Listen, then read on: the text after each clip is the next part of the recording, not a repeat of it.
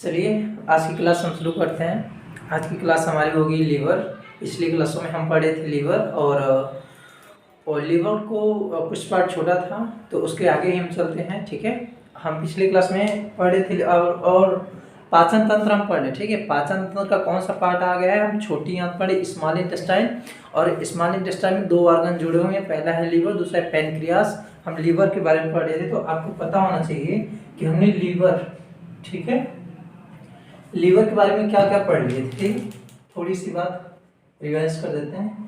Liver तो हमने सब पढ़ लिया था। लीवर का मतलब इस डाइजेशन में जितना काम होता था उतना हमने पढ़ लिया था। हमने ये बताया था कि लीवर से ही एक और ऑर्गन लगा होता है जिसका नाम है गाल ब्लैडर। ठीक है, तो हमने गाल ब्लैडर के बारे में पढ़ लिया था। अब गाल ब्लैडर से जो नली लगी होती है और जो लीवर से जो नली आई होती है, जो डक्ट आई होती है, उसके बारे में हम पिछला वीडियो आप देखेंगे तो उसके बारे में पढ़ रहे थे। और लीवर से क्या निकलता है? बाइल जूस निकलता है ना। थोड़ा सा चित्र आप देख लीजिए, देखिए सर।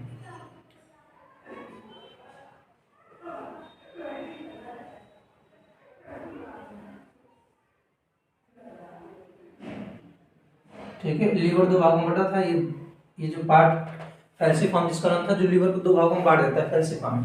उसके बाद क्या था? यहाँ से एक नली आ रही थी और एक नली यहाँ से आ रही थी। ठीक है, ये दोनों आपस में मिल गए। फिर यही था गाल ब्लैडर, यही था। ठीक है,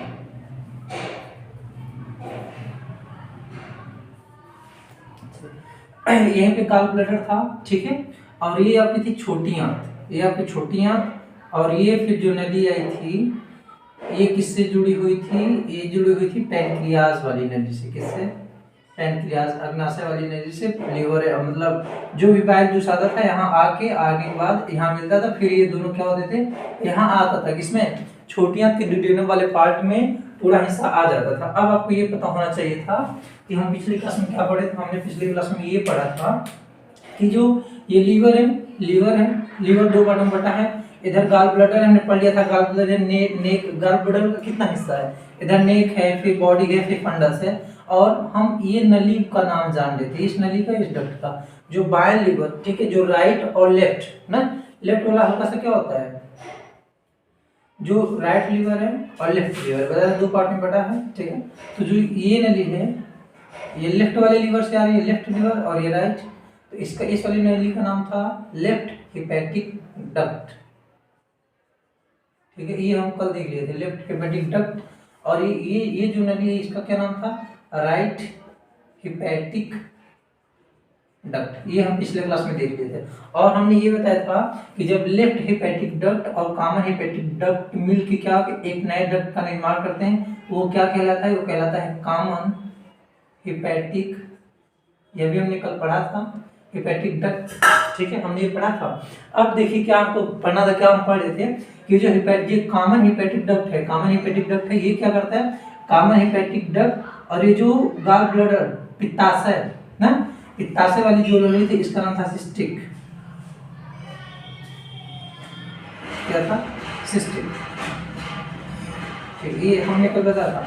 अभी क्या होता है? कॉमन हिपैटिक डक्ट और ये सिस्टिक हिपैटिक डक्ट ना, सिस्टिक डक्ट, ये दोनों क्या, ये आपस में मिल जाते हैं तब एक नया डक्ट बनता है। नया डक्ट ये जो बन रहा है इसका नाम है बाइल डक्ट। बाइल डक्ट मतलब कि पित्त रस की नलिका, बाइल डक्ट। यहीं से क्या होता है? इसी वाले डक्ट से जो पित्त रस निकलता है वो हमारे कहाँ आता है? छोटी आंत में जो भोजन रहता है उसमें मिक्स हो जाता है। बात इतना समझना था। हमने इतना बात समझ लिया कि जो बाइल जूस आता है कहाँ से आता है ना, बाइल जूस लीवर में से निकलेगा। बाएं लीवर, बाएं वाले से और दाएं वाले से।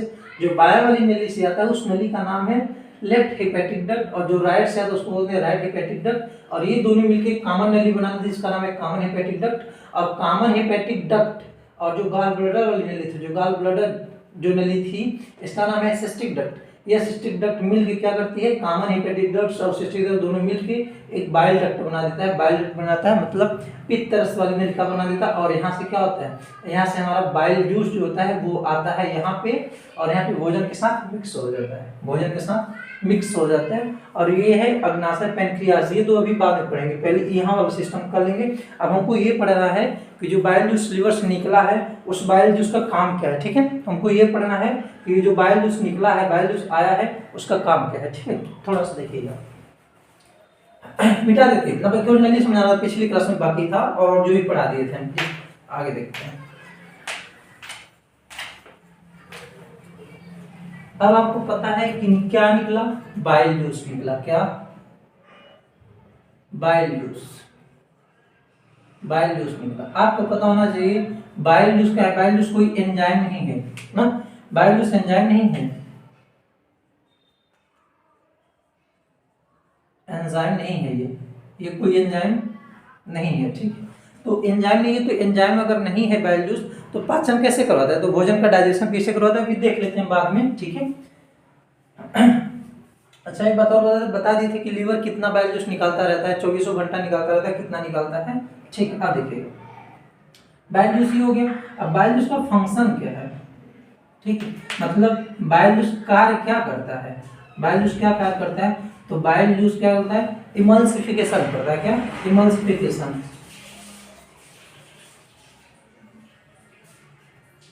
इमल्सिफिकेशन ऑफ फैट, मतलब वो वसा जो होता है, वसा, ठीक है, वसा का पायसीकरण करता है। क्या करता है?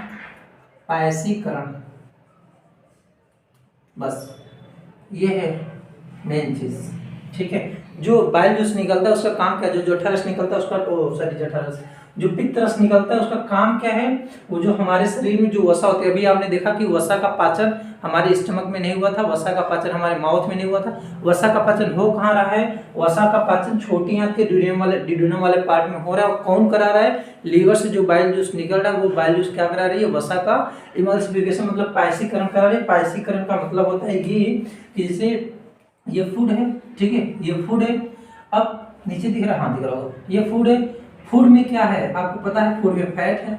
अच्छा फूड में भी कार्बोहाइड्रेट भी है, आपको पता होना चाहिए, फूड में कार्बोहाइड्रेट भी, क्योंकि पूरा पाचन तो हुआ नहीं था। फूड में प्रोटीन भी है, पूरा पाचन तो हुआ नहीं था ना, जो पेप्सिन था प्रोटीन को पेप्टाइड या पेप्टोन्स में बदल देता, लेकिन पूर्ण रूप से नहीं। इसका मतलब फूड में भी कार्बोहाइड्रेट भी है, प्रोटीन भी है, फैट तो 100% बचा है। फैट तो क्या है, 100% बचा है, और एक पूरा नहीं कुछ ही बचे है ना। तो फैट अगर है, फूड में क्या है, फैट है, तो फैट के जो बड़े बड़े मॉलिक्यूल्स हैं, जो बड़े बड़े अणु हैं, इनसे क्या होता है, बाइल जूस जब इनके संपर्क में आता है तो ये क्या करता है, इन बड़े जो अणुओं हैं उनको क्या करता है, छोटे छोटे ब्रेक डाउन कर देता है। इनका क्या कर देता है, ब्रेक डाउन, इनको तोड़ देता है ना। और इससे क्या बन जाते हैं, इसको किसमें कन्वर्ट कर देता है, फैटी एसिड में। किसमें? Fatty acid. बात समझ आ रही, इतना दिख रहा है जी, इतना समझ आ रहा है कि बाइल जूस क्या करता है। बाइल जूस कुछ नहीं करता, जो फूड में हमारे जो फैट होता है उसके बड़े बड़े मॉलिक्यूल्स को जब बाइल जूस मिलता है, फैट के साथ मिक्स होता है, तो उसका पायसीकरण करके, इमल्सिफिकेशन करके उसको किस में बदल देता है, फैटी एसिड में बदल देता है, फैटी एसिड में बदल देता है, ठीक। आगे देखते हैं, ये हो गया इतना आपका फंक्शन हो गया। बाइल जूस क्या हो गया, फंक्शन हो गया, निकलता कहाँ से सब पता हो गया। और जब लीवर में से ज्यादा बाइल जूस निकलता है तो कहाँ रहता है, आपको पता है, गॉल ब्लैडर में।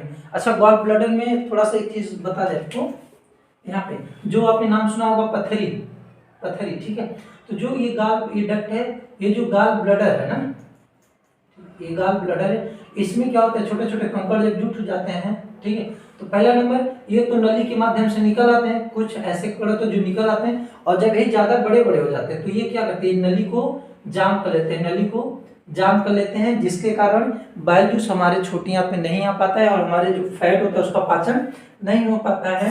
और जब ये ज्यादा ही बड़े होने लगता है तो क्या हमको दर्द भी होने लगता है, मतलब ये सूज ज्यादा इसमें दर्द होने लगता है, तब इसको क्या करते हैं, इसको सर्जरी के माध्यम से पूरे गॉल ब्लैडर को ही निकाल दिया जाता है, ठीक है, पूरे गॉल ब्लैडर को क्या कर दिया जाता है, निकाल दिया जाता है। अब जब सर्जरी देखेंगे तो या तो एक तो होता है कि स्टमक जो पेट होता है उसको चीर के एकदम मतलब ओपन करके, और एक होता है क्लोज ऑपरेशन। क्लोज में क्या होता है कि मतलब पेट को चीरा नहीं जाता है, कुछ माध्यम से उसके अंदर ही इसको क्या कर दिया जाए, काट के निकाल दिया जाता है। और जब इसको काट के निकाल दिया जाता है तो इसका मतलब है कि जो बाइल जूस है वो हमारे स्टमक में जाता है। ऐसा नहीं है कि बाइल जूस जो है वो स्टमक में जाता ही नहीं है, जाता है, बस ये है कि जो एक्स्ट्रा बन रहा था वो गॉल ब्लैडर में इकट्ठा हो जा रहा था, मतलब मेंटेनेंस ही जो जितना हमको चाहिए था उतना ही बाइल जूस आ रहा था, लेकिन अब क्या है, बाइल जूस जितना भी क्रिएट होगा सीधे कहाँ आएगा, स्टमक में आएगा। तो जब गॉल ब्लैडर निकाल दिया जाता है तो डॉक्टर क्या देता है, हमको सजेशन देता है कि हमारा जो फूड जो डाइट होता है, जो आहार हम जो खाते हैं उसमें हमको थोड़ा सा देखभाल करके खाना होगा, क्या खाना है क्या नहीं खाना है, ठीक है। ये था। और जो ये पथरी हो गया इसको क्या कहते हैं, इसी को गॉल स्टोन कहते हैं। क्या इस पथरी को क्या कहते हैं, गॉल स्टोन, ठीक है। कोई बोलेगा गॉल स्टोन क्या है, तो ये जो गॉल ब्लैडर में जो पथरी हो जाती है उसी को गॉल स्टोन कहते हैं, ठीक है। बहुत पुरानी बात है। अब आ जाइए, बाइल जूस का काम क्या था, फूड का पाचन करवाना, डाइजेशन करवाना। क्यों करवाते हैं भाई, अब फूड तो वो बाइल जूस तो एंजाइम है नहीं, अब हम देखते हैं कैसे करवाता है, ठीक है। मिटा दे इतना, मिटा दे, दिख रहा है, हाँ दिख रहा है, कोई बात नहीं, ठीक है।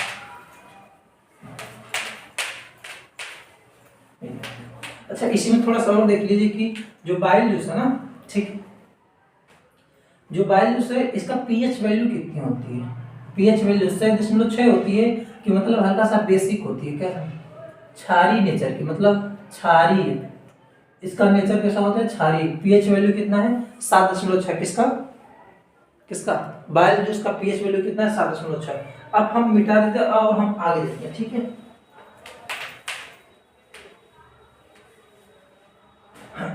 अब देखिए, बाइल जूस जो निकला है हमारे लीवर से, जो हमारे लीवर से गॉल ब्लैडर जो भी बाइल जूस आया उसमें है क्या क्या, बाइल जूस में आपके हैं, पहला नंबर वाटर है, इसमें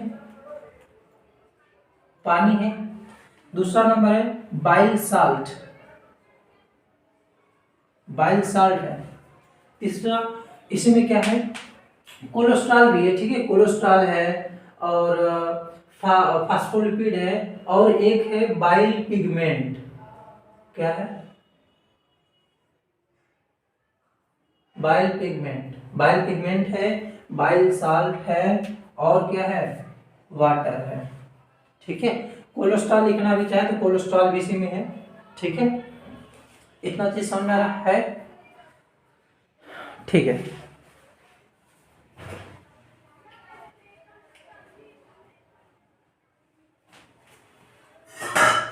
देखते हैं अब ये वाटर, ठीक है। वाटर तो आप जानते हैं क्या काम है। अब हमको ये देखना है कि जो बाइल जूस है, बाइल जूस कोई एंजाइम नहीं है, कोई एंजाइम ये तो है नहीं।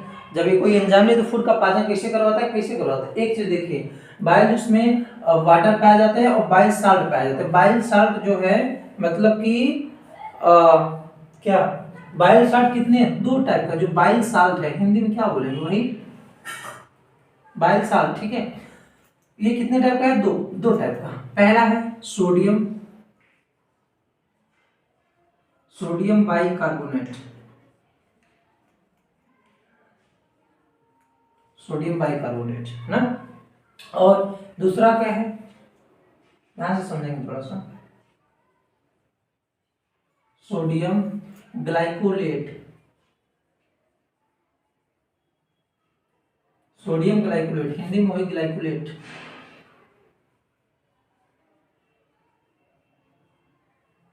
बस समझ रहा है ना। बाइल उसमें क्या क्या था, वाटर था, बाइल साल्ट था, और बाइल पिगमेंट। मेन तीन ही होता है, एक तो कोलेस्ट्रॉल होता है ना, एक इसी में होता है फास्फोलिपिड होता है, ठीक है। लेकिन तीन मेन है, हमको पढ़ना है। बाइल साल्ट हमको ज्यादा ध्यान देना है, और थोड़ा सा जो बाइल पिगमेंट ये भी दो प्रकार का है। बाइल पिगमेंट कितने प्रकार का है, दो प्रकार का। पहला है बिलीरुबिन, बिलीरुबिन, और एक है बिलीवर्डिन ना।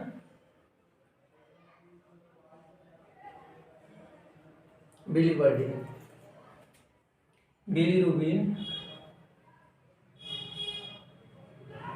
बिलीरुबिन, और एक है बिलीवर्डिन, बिलीवर्डिन, ठीक है। थोड़ा सा ध्यान देखिएगा, ये जो बिलीरुबिन है ये क्या है, इसका कलर कैसा है, येलो है, येलो है। इसका कलर कैसा है, ग्रीन है। अच्छा, बिलीरुबिन पूछ ले, बिलीरुबिन और बिलीवर्डिन कहाँ से आता है, तो बिलीरुबिन बिलीवर्डिन लीवर से ही आता है, क्योंकि ये किसमें मिला हुआ है, ये बाइल जूस में मिला है। तो बाइल जूस कहाँ से आता है, लीवर से आता है। इसीलिए बिलीरुबिन और बिलीवर्डिन का जो सिक्रेशन होता है वो कहाँ से होता है, लीवर से होता है। और एक बात ध्यान रखिएगा, जो बिलीरुबिन ये कैसा है, येलो कलर का, येलो कलर का। और जब बिलीरुबिन ज्यादा निकलता है तो आदमी को क्या हो जाता है, जॉइंटिस हो जाता है, पीलिया हो जाता है। क्या हो जाता है, जॉइंटिस हो जाता है, पीलिया हो जाता है। क्यों होता है, क्योंकि हमारे लीवर से जो बाइल जूस निकलता है उसमें अगर बिलीरुबिन का ज्यादा सिक्रेशन होने लगा, बिलीरुबिन ज्यादा बनने लगा तो आदमी को जॉइंटिस हो जाएगा, पीलिया हो जाएगा। क्या हो जाएगा, पीलिया। ठीक है, तो हमारे नाखून में क्या पीला कलर दिखने लगता है। ठीक है,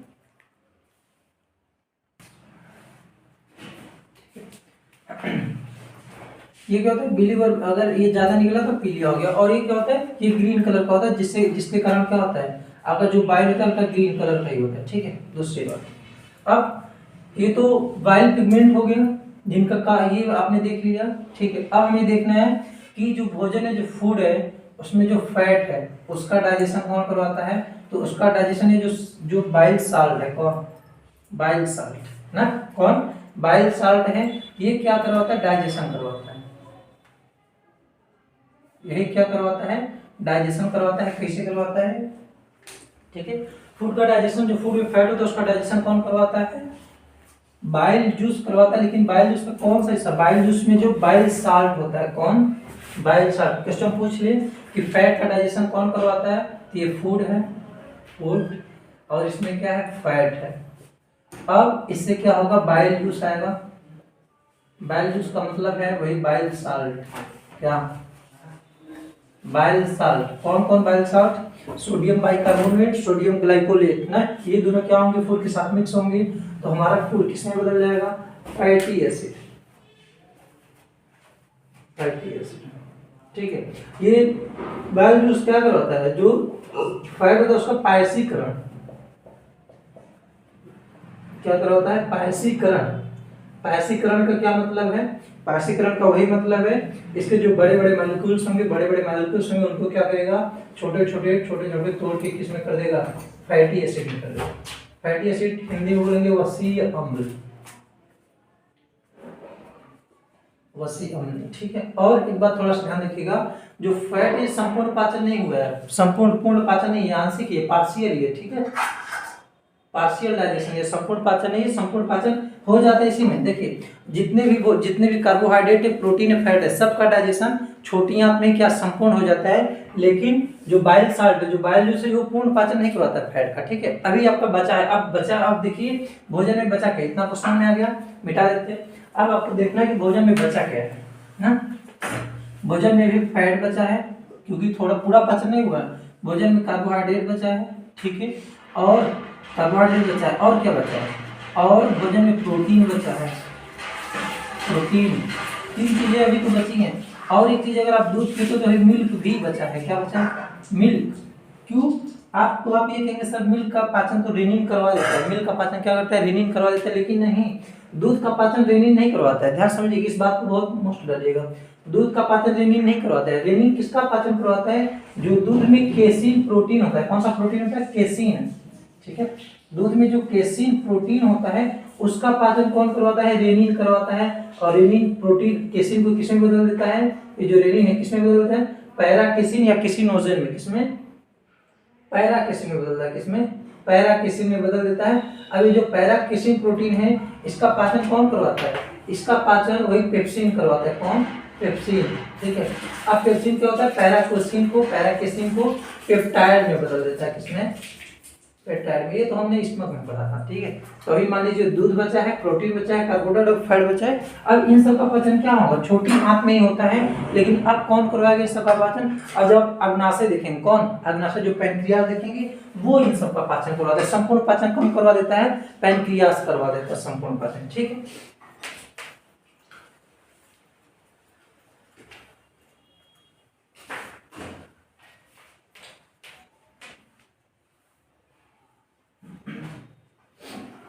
ठीक है, ये थी छोटी आंत, ये था यहाँ पे लीवर, ये था वो, और ये था यहाँ पे अग्नाशय, और ये छोटी आंत इधर वाला वो पार्ट। ठीक है, ये आपका ड्यूडेनम वाला पार्ट था, ये लीवर था, ये पैंक्रियाज है, ये गाल ब्लडर है, ये यहाँ एक डक्ट, यहाँ एक डक्ट, इसका नाम था left hepatic duct, right hepatic duct, इसका है कॉमन हेपेटिक डक्ट, इस वाले का सिस्टिक हेपेटिक डक्ट, और यहाँ जो आ गया बाइल डक्ट। अब यह क्या हो गया, जूस यहाँ से आया, जो उसमें क्या था, बाइल साल्ट था, बाइल साल्ट क्या किया, जो फैट है उसका क्या करवा दिया, पाचन करवा दिया, फैटी एसिड में बदल दिया। अब यहाँ ये जो पैनक्रियाज है, अब हम पैनक्रियाज पढ़ेंगे। पैनक्रियाज में से क्या निकलता है, पैनक्रियाज में से कुछ हार्मोन्स भी निकलते हैं, एंजाइम भी निकलते हैं। अब ये क्या करेंगे, ये भी यहीं आके मिक्स होंगे। अब यहाँ जो जो बचा हुआ है, जो जो बचा हुआ है उसका ये पाचन करा देंगे, और कुछ बचे होंगे तो उसका थोड़ा बहुत जो पार्ट बचेंगे उसका पाचन आगे हो जाता है, इलियम उलियम में हो जाता है ना। तो ठीक है, इसके बाद अब हमको क्या पढ़ना रहेगा, अब हमको पढ़ना रहेगा पैनक्रियास। क्या पढ़ना रहेगा, पैनक्रियास। तो आपका लीवर हो गया, पूरा गॉल ब्लैडर हो गया। इनका काम क्या है, काम इनका वही था, बाइल जूस निकालना, ठीक है। और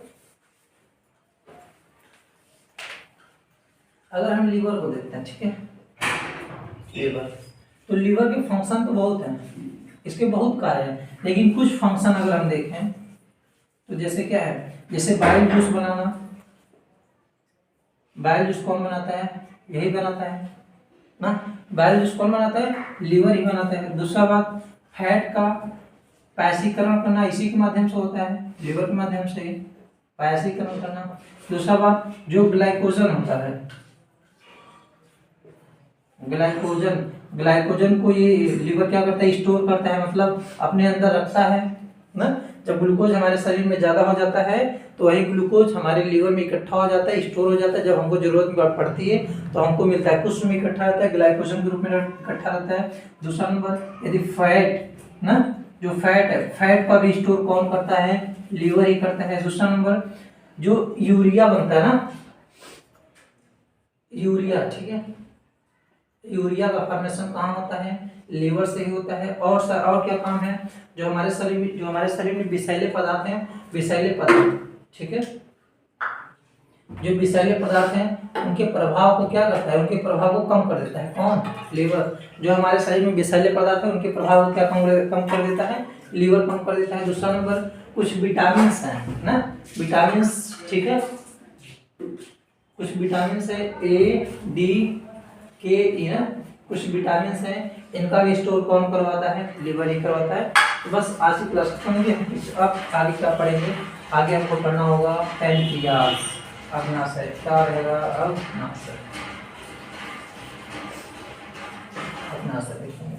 अग्नाशय देखने के बाद फिर थोड़ा सा छोटी आंत और है, बड़ी आंत है, फिर ये चैप्टर खत्म हो जाएगा, ठीक है। तो बस आज की क्लास यहीं तक करते हैं, कल मिलते हैं, पैनक्रियास पढ़ेंगे, अग्नाशय, ठीक है।